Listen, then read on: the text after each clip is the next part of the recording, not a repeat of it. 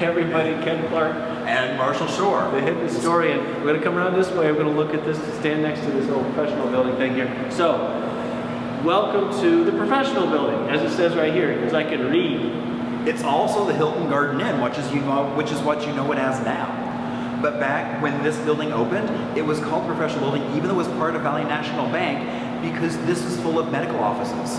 And this was the wing this is how you got up to those offices, through these original elevators that are just like they were back in the 30s. Like really beautiful, ornate things like this. This is just an air register, but it's so beautifully done. You don't see that anymore, kids these days. So what we're going to talk about, we're going to talk about how this building was built during the recession, not the recession, depression. Exactly. Built during the depression, and has survived the recession in a very unique story, and now has been renovated and brought back to its beautiful splendor. Okay, hey everybody, we just came up to the second floor balcony, and before we talk to you about history, we want to point out and just thank Chris Allen of Allen Cinema for doing our videography now. Like, we're big time now. We're big time, very photogenic gentlemen. All right. That's right. So, a lot of history here. Marshall, tell us first about how it was built during the Great Depression, and then we'll talk about what happened here during the Great Recession. So the architects actually built this were actually from LA, and were known for doing all these streamlined buildings, and that was Morgan Walls and Clements. So they built this building, and it opened up in the early 30s, and it really is truly amazing Art Deco. Now, so Valley National Bank occupies part of the building. The elevator shaft gets you up to the other parts of the building for the medical offices. And when this opened up, it was gorgeous. And it survived until Valley National Bank filled the entire building and then had to build a building next door in '74, which is still the tallest building in Arizona, better now known as Chase Tower. Now, after that, we know there was a recession. And at one point, this building had been gutted. Scott Coles, who had developments all throughout Tempe, Phoenix, when the recession hit, he actually wound up offing himself. And this building was a disaster. It had been gutted, almost a hotel, but never quite made it there. So people kept coming through wondering what was going to happen to it. And so when it finally became this hotel, they got in. And if you look along that row of windows, you'll see those were the columns they found, those half columns. They then made molds from that, and that's how they reproduced all the other columns. All these columns were torn down. So how did the building stand up? Well, they were there, but they didn't have this facade. Oh, so okay. That had been demoed.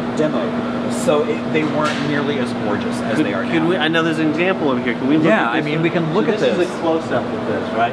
Yeah, I mean, you can just see the amount of detail that went into just the top of all these columns. The kind of cornice, I guess. Yeah, exactly. I mean, but all this scroll work, accented now by the paint colors to really kind of highlight. So this is the color scheme they would have had back in the 30s then? It would have been very similar to this, if not this exact paint scheme.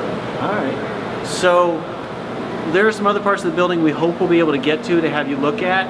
We're not sure we have time today, but have a look at this entryway, this whole lobby. It is stunning.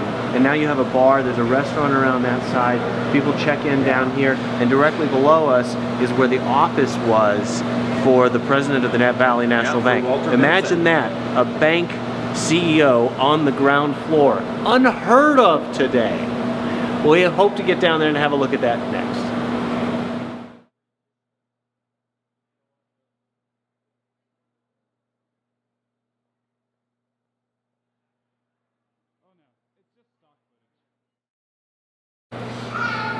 To be a banker in the 1930s, I tell you what, Martha, get me a longer lunch. I need 2 martinis today. It's a hard time out there right now. If it weren't for that Franklin Delano Roosevelt, everything would be peachy, I tell you what. What is this thing he's trying to put on us? Social Security? Are you kidding me? It'll fail right away, that communist. So what do you think, Marshall? Is that about right? Is that about right? You know, probably not. But what we do really know about him was he really cared about the arts and architecture. Yeah. I mean, you can get that idea just from looking at this building, but also driving around town, like at 44th and Camelback, Yeah. the Mushroom Bank. Right. He built that as well. So very concerned with architecture and how it looked and fit into the city. And this is was his office. And this was his office. Right down here on the ground floor with all the proletariat. Exactly. So I mean, all those farmers and Uh-huh. things and small business owners, as they were running in. Uh-huh. So he was just isolated back up in here, man. Yeah. So I mean, this space would have been his office. Very good. So I mean, and I love the fact that you can grab a cocktail Uh-huh. and you can hang out right where he did. Which I've done. I came up here with a few friends months and months ago. We didn't even know this was back here. Come up here, have a beer, hang out for a little while. I mean, you can really feel like this was a space where things were going on. I mean, it does feel very powerful right here. Yeah. Well, that's just because we're in the show. Oh, that's because of us. Okay. So give us your comments. We would love to know what you think.